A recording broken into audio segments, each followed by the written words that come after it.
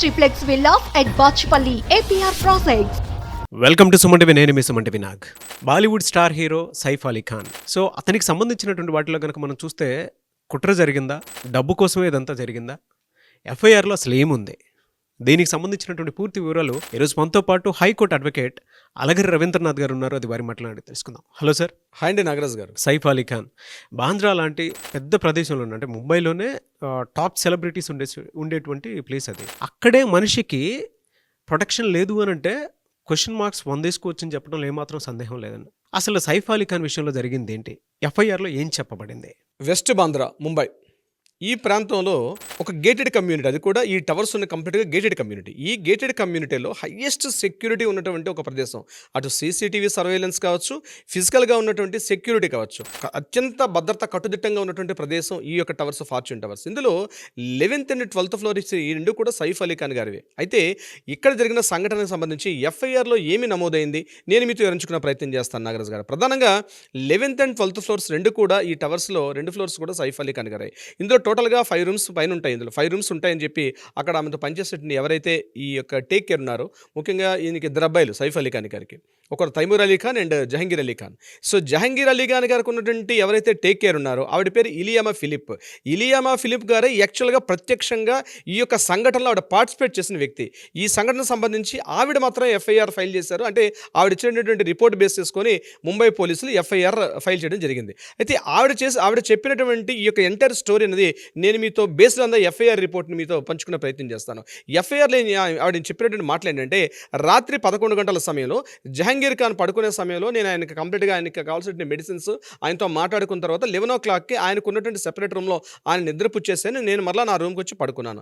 Around midnight 2:30 ఆ టైంలో చిన్న సౌండ్ అయింది. బాత్రూంలో లైట్ వెలగడం జరిగింది. అట్ ద సేమ్ టైం మధ్యలో ఉన్నటువంటి ఆ రూమ్కి బాత్రూమ్కి మధ్యలో లైట్, కారిడార్లో కూడా చిన్నగా లైట్ వెలుగుతుంది. ఆ లైట్ చూసి నేను బహుశా కరీనా కపూర్ వచ్చారేమో జహంగీర్ ఖాన్ తోటి, అంటే జహీ అంటారు యాక్చువల్, జహంగీర్ ఖాన్కి జహ్ అని కూడా పిలుస్తారు. సో జహతో మాట్లాడడానికి కరీనా వచ్చారని నేను అనుకున్నాను. నేను మళ్ళీ మాట్లాడకుండా గదిలో పడుకున్నాను. కానీ కాసేపటి తర్వాత అక్కడ జరిగిన సంఘటన ఏంటంటే, నాకు అక్కడ ఏదో కాస్త డౌట్ఫుల్గా వచ్చిన, సస్పెక్ట్ చేసే విధంగా అక్కడ శబ్దాలన్నీ రావడం కనిపించింది.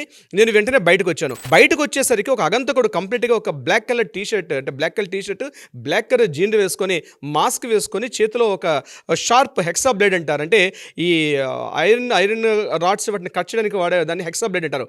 ఒక చేతిలో హెక్సా బ్లేడ్, మరో చేతిలో ఒక స్టిక్ పట్టుకొని ఆయన చాలా అగంతకుడు అడుగు వేసుకుంటూ జహర్ రూమ్ నుంచి కంప్లీట్గా అటువైపు వెళ్తున్నాడు, ఏదైతే కరీనా రూమ్ వైపు వెళ్తున్నాడో నేను గమనించాను. నన్ను చూసి ఇమీడియట్గా అతని మీదకి వచ్చి నన్ను మాట్లాడొద్దు, సైలెంట్గా ఉండు అని చెప్పడం జరిగింది. నీకు ఏం కావాలని చెప్పి అడిగాను. నాకు ₹1 డబ్బులు కావాలి, నాకు పైసా చాహియే మేరకు అని అతను చెప్పాడు. కిత్నా పైసా అని అడిగాను. అడిగితే నాకు 1 crore కావాలని చెప్పి అడిగాడు. ఇమీడియట్గా నేను గట్టిగా సౌండ్ చేసేసరికి మాట్లాడొద్దని చెప్పి నన్ను గట్టిగా చెప్పడం జరిగింది. ఆయన మెల్లగా అటు కరీనా రూమ్లో కదులుతుండగా నేను మూవ్మెంట్ చేసుకుంటే కరీనా రూమ్ వైపు వెళ్తే నా మీద అటాక్ చేయడానికి ప్రయత్నించాడు. ఆ అటాక్ చేసిన సందర్భంలో నేను అక్కడ ఉండే టేబుల్ అన్ని పుష్ చేసేసాను. ఆ టేబుల్స్ అన్ని పడిపోతే నా 2 చేతుల వైపు నేను అడ్డంగా పెట్టుకున్నాను. ఆయన హెక్సా బ్లేడ్ తోటి నా మీద అటాక్ వచ్చిన సందర్భంలో నా 2 చేతులను కూడా అడ్డంగా పెట్టుకున్నాను. అడ్డంగా పెట్టినప్పుడు నా మీదకి అటాక్ వచ్చాడు. ఈ సందర్భంలో ఈ సౌండ్స్ చూసి విని లోపల నుంచి సైఫ్ అలీ, కరీనా కపూర్ రూమ్లో పడుకున్నటువంటి సైఫ్ అలీ ఖాన్ గారు రావడం జరిగింది. ఇమీడియట్గా నేను వచ్చాను. At the same time Jahangir Ali Khan తాలూకా కాకుండా ఈయన తైమూర్ అలీ ఖాన్ ఉన్నారు. తైమూర్ అలీ ఖాన్కి నాలాగే మరొక కేర్ టేకర్ ఉన్నారు. ఆమె పేరు గీత కూడా ఇమీడియట్గా అప్పుడే ఆవిడ కూడా రెస్పాండ్ అయ్యారు. గీత కూడా లేచారు. నేను, గీత, మరోవైపు సైఫ్ అలీ ఖాన్, మేము ముగ్గురం కూడా ఆ ఆగంతకుడిని బంధించే ప్రయత్నం చేశాను. వెంటనే ఏదైతే ఏ రూమ్ నుంచి వచ్చానో ఆ రూమ్ వెనుక వైపు నుంచి నేను లాక్ చేసే ప్రయత్నం చేయగానే ఇమీడియట్గా సైఫ్ అలీ ఖాన్ గారు ఎవరు నువ్వు ఎందుకు వచ్చాయని చెప్పి మాట్లాడడం జరిగింది.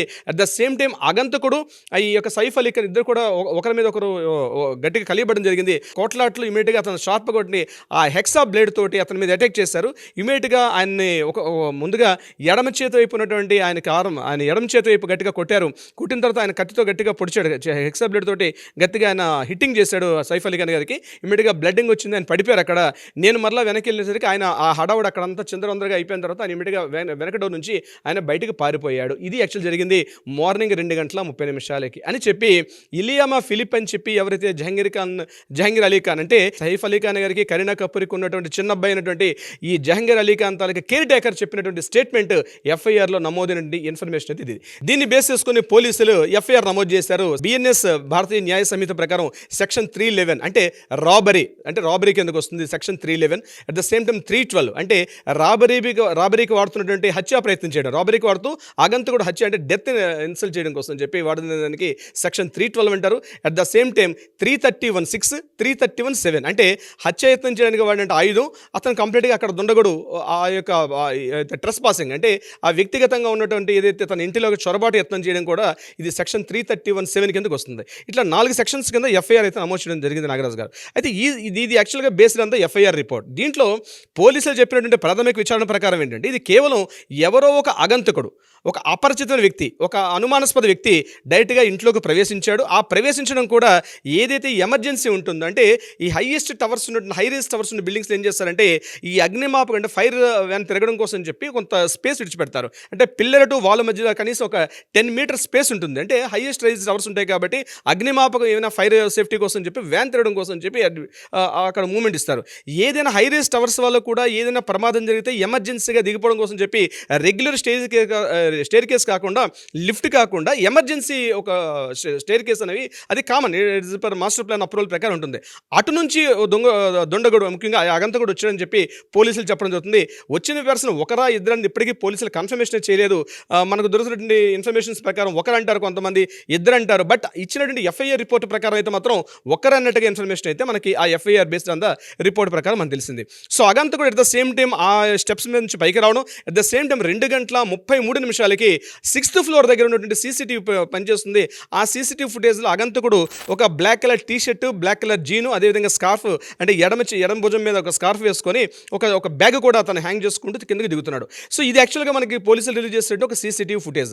ఇప్పుడు రీసెంట్గా ఇప్పుడు ఈ వీడియో మనం చేస్తున్న ఈ సమయానికి ఇప్పుడు రీసెంట్గా మనకి అందిన ఇన్ఫర్మేషన్ అంటే కంప్లీట్గా ముంబై పోలీసులు ఎంటైర్ మొత్తంగా నగర వ్యాప్తంగా ఉండే సీసీటీవీ అన్నింటిని కూడా చెక్ చేస్తున్న సందర్భంగా అందులో బాంద్రా రైల్వే స్టేషన్ పైన సేమ్ ఈ అగంతకుడు కూడా Bandra railway station foot over bridge మీద కనిపించాడు. అట్ ద సేమ్ టైం ఆయన వసాయి నుంచి నల్సంపూర్ ఉన్నటువంటి ఆ ప్రాంతానికి వెళ్తున్న ట్రైన్ వైపు వెళ్తున్నట్టుగా కూడా కొంత పోలీసు సస్పెక్ట్ చేస్తారు. జస్ట్ ఇది తాజా వార్త యాక్చువల్గా అంటే ఈ వీడియో మనం చేస్తున్న సమయానికి ఇది పోలీసులు ఏదైతే వ్యక్తి కనిపించాడో అట్ ద సేమ్ టైం మనకు అదే ఫుటేజ్ ఇక్కడ కనిపిస్తుంది. అయితే ఇక్కడ ఈ యొక్క విషయానికి సంబంధించి ఈ సైఫ్ అలీ ఖాన్ గారి ఇంట్లో జరిగిన దాడికి సంబంధించి అనేక రకాల కోణాలు బయటపడుతున్నాయి. ఎందుకు అనేక రకాల కోణాలు బయటపడుతున్నాయంటే నెంబర్ 1 గుర్తుపెట్టుకోవాల్సింది ప్రధానంగా ఏంటంటే ముంబై వెస్ట్ ప్రాంతం ఉన్నది హైయెస్ట్ రిచెస్ట్ ఏరియా ఎందుకంటామంటే బిజినెస్ టైకూన్స్, అదేవిధంగా highest politicians, at the same time cinema actors కూడా ఉన్నటువంటి ప్రాంతం ఈ బాంద్రా ప్రాంతం. అందువల్ల ఇక్కడ ప్రతి చిన్న కథలుగా కూడా నమోదవుతుంటుంది. కానీ విశేషం ఏంటంటే నాగరాజు గారు ఇప్పటికి కూడా ఈయన ఇంట్లో ఏదైతే ఈ యొక్క 11th ఫ్లోర్ 12th ఫ్లోర్లో ఒక్క సీసీటీవీ కూడా లేకపోవడం ఉంది నిజంగా అనుమానాస్పదం దారితీస్తుంది. అంటే ఇది ఈ వ్యక్తి బయట నుంచి వ్యక్తి వచ్చాడా, ఇంత క్లియర్గా ఆయన ఎమర్జెన్సీ స్టేర్ కేస్ ఎక్కడ ఉంటుందన్న విషయం కూడా తెలుసుకున్నాడంటే ఇంతకుముందు ఇంట్లో పనిచేసిన వ్యక్తులు కావచ్చు, లేకపోతే ఈ ఇంటి గురించి పూర్తిగా అవగాహన ఉన్న వ్యక్తి మాత్రమే చేయగలుగుతాడని పోలీసులు కూడా సస్పెక్ట్ చేస్తున్నారు. ఎందుకంటే అంత ఈజీగా ఎక్కడ ఏ డోర్ ఉంటుంది, ఎక్కడ ఏ స్టేర్ కేస్ ఉంటుంది తెలియాలంటే ముందుగా రెక్కి నిర్వహించే అవకాశం కూడా ఉంటుంది. అంటే ఇందులో ఒక వ్యక్తి పార్టిసిపేట్ చేశారా, 2-3 వ్యక్తులు పార్టిసిపేట్ చేశారా అన్న కోణంగా కూడా ఆలోచిస్తున్నారు. ఇది ఒక పాయింట్. నెంబర్ 2 ఏంటంటే ఇటీవల కాలంలోనే మనకు జరిగింది ఈ బిష్నోయ్ గ్యాంగ్ ఎక్కువగా అటాక్ చేశారు ఈ ముంబైలో బాబా సిద్దికి హత్య కేసులో కూడా పొలిటీషియన్ మీద, ముఖ్యంగా సల్మాన్ ఖాన్ గారి మీద కూడా అటాక్ జరిగింది. ఈ 2 హత్యలు కూడా కొంత భయభ్రాంతులను గురి చేస్తుంది సినిమా రంగానికి కావచ్చు, పొలిటికల్ రంగానికి కావచ్చు. అంటే సినిమా రంగాన్ని ఏమాత్రం టచ్ చేసిన ఇమీడియట్గా పొలిటికల్ రంగం, దట్టు ఢిల్లీలో అసెంబ్లీ ఎలక్షన్స్ కూడా ఉన్నాయి. దీనికి సంబంధించి ఇటువంటి సంఘటన ఒక నమోదవడం కూడా కొంతవరకు డౌట్స్ రైజ్ చేస్తుంది. ఎందుకంటే ముంబైలో ఏ చిన్న కథలే జరిగినా ఎంటైర్ దేశవ్యాప్తంగా కూడా చర్చకు దారితీస్తుంది. ముఖ్యంగా బిష్నోయ్ గ్యాంగ్ చాలా యాక్టివ్గా ఉండడం అనే విషయం మనకు తెలుసు, మనం చాలా వీడియోలు కూడా చేసాం. సో దీనికి సంబంధించి ఏమైనా ఆ యాంగిల్ ప్రకారం జరిగింది. ఎందుకంటే సల్మాన్ ఖాన్ గారి మీద కూడా అటాక్ జరిగింది. సో ఆయన ఆల్రెడీ తన సెక్యూరిటీ సిబ్బందిని పెంచుకున్నారు. సో ఇటువంటి ఒక పర్సన్, ఇంత హైయెస్ట్ సెక్యూరిటీ ఉన్న పర్సన్ అంత సెక్యూరిటీ లేకుండా, సీసీటీవీ సర్వేలెన్స్ లేకుండా, ఏమీ లేకుండా ఎలా ఉండడం. అయితే ప్రధానంగా పోలీసు సస్పెక్ట్ చేస్తుంటే ఈ సంఘటనకు 1 వీక్ బ్యాక్ ఈయన స్విట్జర్లాండ్ వెళ్ళారు. సైఫ్ అలీ ఖాన్ గారు తన కుటుంబ సమేతంగా స్విట్జర్లాండ్ వెళ్ళి అక్కడ కొద్ది రోజులు ఉండి ఇటీవల కాలంలో రావడం జరిగింది. సో ఇప్పుడు ఇక్కడ ఎంట్రన్స్లో ఉన్న సెక్యూరిటీ సిబ్బందిని పరిశీలించినప్పుడు ఎవరైతే అగంతకుడు గడచిన 24 గంటల్లో ఇటువంటి వ్యక్తి మన బిల్డింగ్లో ప్రవేశించాలని చెప్పి అక్కడ ఉన్న సీసీటీవీ ఫుటేజ్ కావచ్చు, కావచ్చు, సెక్యూరిటీ సిబ్బంది కూడా చెప్తున్నారు. సో ఇక్కడ పర్సన్ 2 డేస్ బిఫోర్ కూడా ఇటువంటి వ్యక్తి కనిపించలేదు. అంటే ఒకవేళ ముందే ఈ పర్సన్ ఆ ఇంట్లో ప్రవేశించి అక్కడ ఉండడం జరిగిందా? ఎందుకంటే వీళ్ళు స్విట్జర్లాండ్ టూర్లో ఉన్నప్పుడే ఈ పర్సన్ అక్కడ దాక్కుని ఉండి ఇటువంటి హత్యా ప్రయత్నాన్ని దారితీశాడా? అంటే ఈ ఒకవేళ 2 డేస్ ముందో 3 డేస్ ముందో ప్రవేశించినట్లయితే ఆగంతకుడు యొక్క కదలికలను ఏమాత్రం పసిగట్టలేదా? ఇక్కడ పనిచేస్తుండే సిబ్బంది కావచ్చు, సెక్యూరిటీ సిబ్బంది కావచ్చు, లేకపోతే ఇప్పుడు నేను చెప్పిన కేర్ టేకర్స్ కావచ్చు, వంట వాళ్ళు కావచ్చు, పని వాళ్ళు కావచ్చు, ఇటువంటి టోటల్ అందరూ కూడా అంటే అంత 2 డేస్ పాటు కనిపించకుండా ఆ పర్సన్ ఉంటాడా? అంటే ఈ యొక్క మొత్తం అంతా కూడా సస్పెక్ట్ చేయాల్సి వస్తుంది. ప్రతి చిన్న విషయాన్ని కూడా డౌట్ పడాల్సి వస్తుంది. ఎందుకంటే ఏదో అగంతకుడు వచ్చాడో రాబరీ చేశాడంటే నమ్మే స్థితిలో కామన్ ప్రజలు ఎవరో లేరు. ఎందుకంటే జరిగిన సంఘటన కూడా 11th ఫ్లోర్ 12th ఫ్లోర్ అంటే 10 ఫ్లోర్స్ దాటి ఆయన 11th ఫ్లోర్కి ఎలా రీచ్ అయ్యాడు, 12th ఫ్లోర్లోకి ఎలా అంటే 11th అండ్ 12th ఫ్లోర్ ఆయన కాబట్టి ఇంటర్నల్ స్టేర్ కేసు ఉంటుంది. 2 ఫ్లోర్లు కూడా లోపల వాళ్ళ బిల్డింగ్ లోపల నుంచి స్టేర్ కేసు ఉంటుంది. తర్వాత వీళ్ళందరూ కూడా ఇది చిన్న కుటుంబం కాదు, హస్బెండ్ వైఫ్ ఇద్దరే కాదు, చాలా మంది ఉన్నటువంటి వ్యక్తులు. సుమారుగా ఒక ఆ ఇంటిలోని ఏదైతే 11th ఫ్లోర్ అండ్ 12th ఫ్లోర్లో వాళ్ళు చెప్పిన లెక్కల ప్రకారమే సుమారు ఆ రోజు సంఘటన జరిగే సమయానికి 8 మంది ఉన్నారు ఇంట్లో, 2 ఫ్లోర్లు కలిపి. అంటే 8 మంది ఉన్నప్పుడు కూడా సంఘటన తెలియకుండా అగంతకుడు ఎలా వచ్చాడు అన్నది ఒక సస్పెక్ట్ చేస్తున్నాం. ఇది కాకుండా మరొక ఇంట్రెస్టింగ్ కొద్ది కాంట్రవర్షియల్ పాయింట్ కూడా నేను మీతో చెప్పే ప్రయత్నం చేస్తాను. ముఖ్యంగా వీళ్ళ పిల్లలు ఎవరైతే ఉన్నారో తైమూర్ అలీ ఖాన్, అదేవిధంగా జహంగీర్ అలీ ఖాన్, ఈ ఇద్దరికి పేర్లు పెట్టే సందర్భంలో చాలా వివాదాస్పదమైంది. అప్పట్లో సోషల్ మీడియా ప్రచారంలో లేకపోయింది వచ్చాము కానీ తైమూర్ అనే వ్యక్తి భారతదేశం మీద దాడి చేసి భారతదేశాన్ని భయంకరంగా దోచుకున్న వ్యక్తి. అంటే తైమూర్ అంటేనే భారతదేశానికి విద్వేషగా మాట్లాడుకుంటాం మనం చరిత్ర పుటల్లో తైమూర్ దాడి చేసినప్పుడు. అటువంటి భారతదేశ దోపిడీ దొంగ యొక్క పేరుని తన కొడుకు పేరు పెట్టుకున్నప్పుడు చాలా వివాదాస్పదం అయ్యాడు Saif Ali Khan. At the same time Jahangir Ali Khan పేరు పెట్టుకున్నప్పుడు కూడా చాలామంది ఇటువంటి విషయాల మీద కూడా చాలా వివాదాలు రేకెత్తించారు. అప్పట్లో మీడియా ప్రచారం చాలా ఎక్కువ జరిగింది, ముఖ్యంగా ప్రింట్ మీడియా అండ్ ఎలక్ట్రానిక్ మీడియాలో. ఇంకా సోషల్ మీడియా అప్పట్లో ఇంకా ఇంత పూర్తిగా ప్రచారం రాలేదు. బహుశా అటువంటి ఏమైనా కోణంలో ఉందని కూడా ప్రయత్నం చేస్తున్నారు పోలీసులు. ఏమైనా అటువంటి సంఘాలు ఏమైనా సంఘ విద్రోహ శక్తులు ఏమైనా ఇటువంటి ప్రయత్నాలు ఏమైనా చేశారా? ఎందుకంటే ఇది మామూలుగా ఎవరో అగంతకుడు వచ్చి చేసే సంఘటన అయితే కాదు. ఖచ్చితంగా దీంతో కుట్ర కోణం దాకి ఉందా? నాట్ ఓన్లీ బిష్ణోయ్ గ్యాంగ్ ఒకటే ఉందా?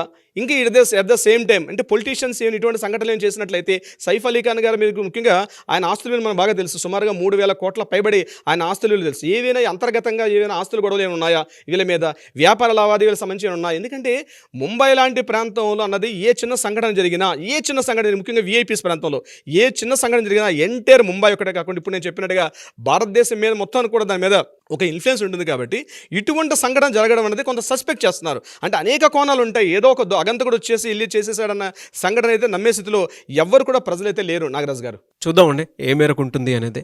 బట్ దీనిపై అయితే ప్రతి ఒక్కరికి కథనం ప్రకారం కనుక మనం చూసుకుంటే చాలా చర్చలకు దారితీసే అవకాశం ఉందని చెప్పడంలో ఏమాత్రం డౌట్ లేదు. రకరకాల కథనాలు అయితే చూస్తున్నాం మనం. ఒక డౌట్ అయితే డెఫినెట్గా ఉంది, అసలు ఏం జరిగి ఉండొచ్చు, ఎందుకు అని. ఎందుకంటే ముంబైలో, బాంద్రా లాంటి ప్లేస్లో ఇలాంటివి జరుగుతున్నాయి అని అంటే, ఎస్పెషల్లీ సెలబ్రిటీస్ ఉండేటువంటి ఏరియాలో, అది కూడా అక్కడ సీసీ ఫుటేజ్ పనిచేయలేదు అని అంటేనే చాలా రకాలుగా ఆలోచించాల్సినటువంటి క్వశ్చన్ ఇది. చూద్దాం ఏ మేరకు ఉంటుంది అనేది అప్డేట్స్ ప్రకారం అయితే. Anyways thank you so much Ravindranath garu. Thank you so much Nagaraju గారు.